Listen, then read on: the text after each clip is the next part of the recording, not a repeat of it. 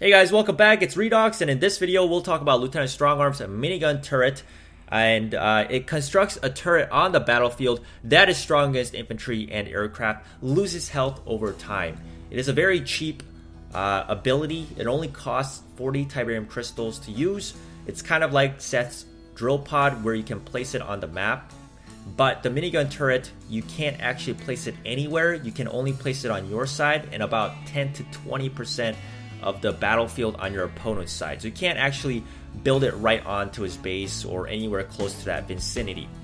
And you're mainly going to be using this as either an early game defensive tool to zone enemy infantry units or aircraft units. You can also use this against some vehicle units like the Rhino or pit bulls or attack bikes. Lighter vehicles will take a lot of damage to the minigun turret, but against tanks it's not so good. So the minigun turret is very similar to the Obelisk of Light. It's a static defense unit, but it's cheaper. It doesn't have the 2-tile range, and this turret will do a lot of damage against enemy infantry, like I said earlier. So for example, if you had 2 shockwaves and your opponent had 2 flame troopers, and if you have an even fight among those 2 units, they will kill each other off. But if you pop the minigun turret as you're fighting against those 2 flames with your 2 shockwaves, the minigun turret will assist you in killing those 2 heavy infantry, and the battle will turn into your favor. So you can do things like that, of course, just like the Obelisk of Light. If you build the static defense and you use it right and it attacks and kill your opponent's units, then you're going to win that fight, and of course you're going to be able to control launch pads or zone your enemy. So let's go ahead and take a look at a couple of games here where we see the minigun turret in action. Establishing battlefield control. So this will be the first game. It's going to have Lieutenant Strongarms on both sides, and I'll be the player in the blue, of course, here, as I am playing as GDI. We're going to start off with a standard opening here.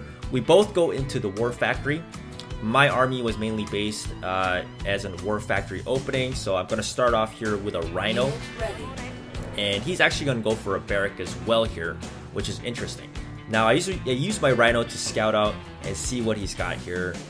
Maybe he's got a double harvester, and also I can see what kind of unit he's pumping out. And he gets a pit bull out, and that was a good prediction on his part. I'm not sure if you saw my Rhino there, but that's obviously going to counter my Rhino, so I have to go for some pit bulls myself as well to help out my Rhino. I go for 2 pit bulls as I see it kind of rolling down onto my harvester's side, and I don't want to obviously lose my harvester this early on, so my pit bulls will take care of his pit bulls, and he's going to go for a jump jet trooper, and that's pretty much going to counter any of these vehicle units. The jump jet trooper is also great against rhinos as well.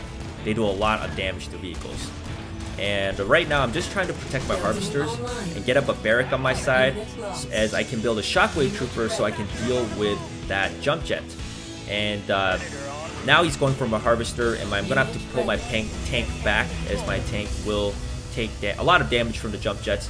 And the launch pad, I'm trying to control it, but unfortunately he gets the first one here, as I am kind of focusing on protecting my harvester. You can see that jump jet is doing a lot of damage, and my Rhino is not taking it out fast enough, so I have to move my harvester away as it almost dies, and then I move it back.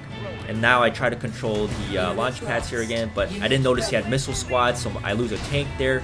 He goes for another jump jet trooper, and since it only needs 1 attack to kill it, even though I try to protect it, my harvester will go down.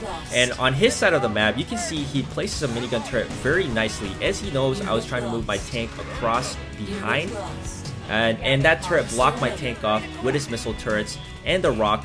It created a wall where I couldn't move my tanks to go for his harvester. So that was a nice placement of the minigun turret. So that's kind of how you can use the minigun turret as well. You can use it defensively, protect your harvesters, protect certain tiles by not letting your opponent walk on it. And as he almost completes the second missile here, I get my units just on time here on the launch pad. I tile block him, and I don't let his units get onto my tiles. So I get the second missile here, and the game continues. And I placed 1 minigun turret down south, which wasn't actually the best placement. I just kind of used that to try to stop his aircrafts from getting through onto my launch pad. But anyways, he builds a nice missile turret there, as you guys see. A nice, not a missile turret, the minigun turret. As you guys see, it creates sort of like a wall on his side of the map. And I build a minigun turret myself as he's got a jump jet trooper and I only have pit bulls. And his jump jet trooper has to walk away from my minigun turret as it will die. And you can see I've created a kind of a wall as well again with the minigun turret. So the minigun turret is just really good for zoning your opponent's troops.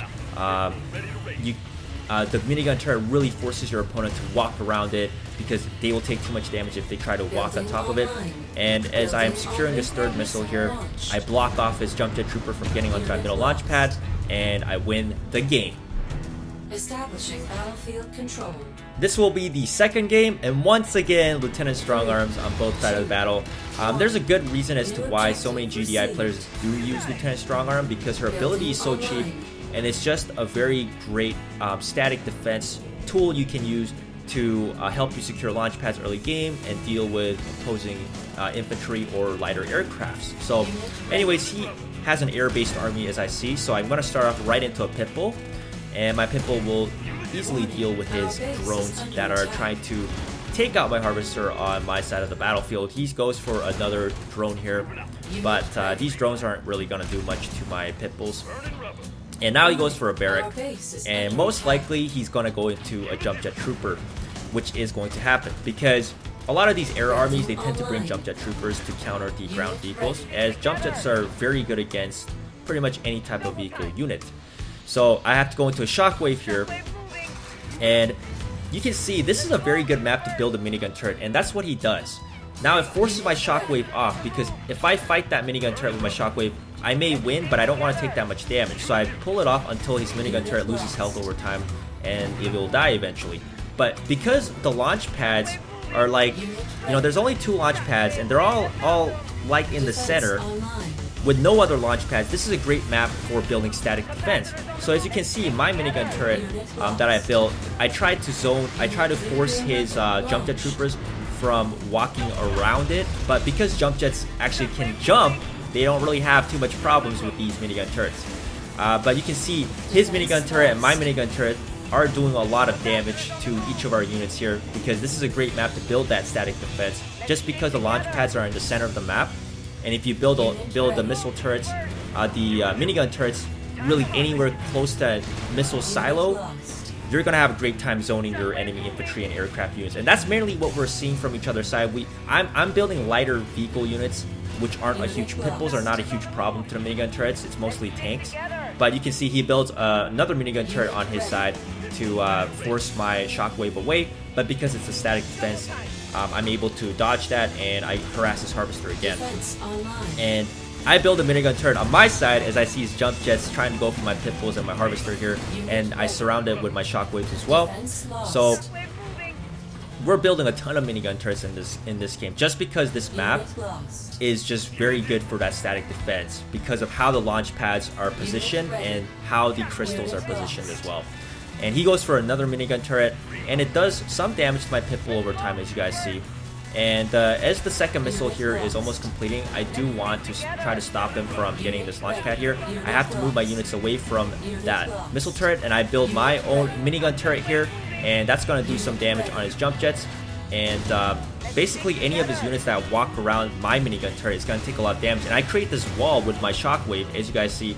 But with air units, you can fly by, but it takes a ton of damage as it flies by. So, and he tries another futile attempt here to jump over my units and build a minigun turret behind my lines, but I get the second missile. But you can see in this kind of map, you can use that minigun turret so effectively just because of the way the launch pads are arranged and the way the crystals are arranged as well. You can really use it defensively and even offensively because we're so close to each other, trying to control those launch pads so closely.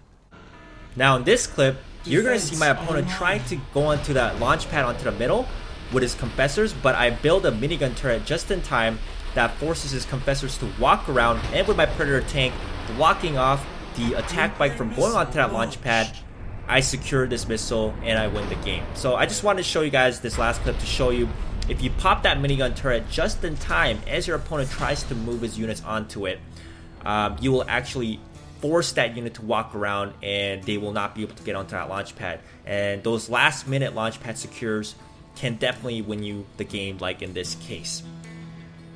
Alright, so that will be it for this video. I really appreciate that you guys watched my videos once again, that you guys hit that like button, comment, and subscribe. I really do appreciate all that awesome feedback from you guys. I hope you guys are doing well on the battlefield, and this game will be coming out in 2 days, so hopefully we'll see the rest of y'all joining us on this game. So I hope you guys are doing well, and I'll see you guys next time.